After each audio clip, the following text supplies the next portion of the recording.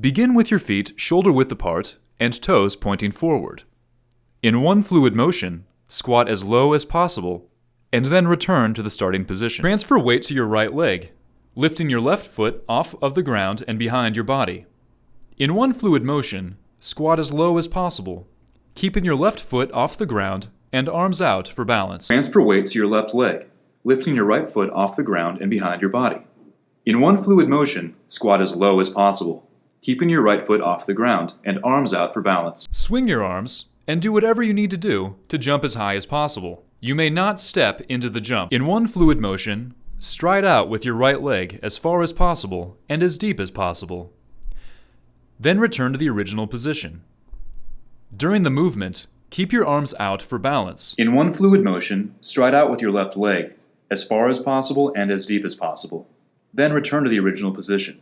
During the movement, keep your arms out for balance.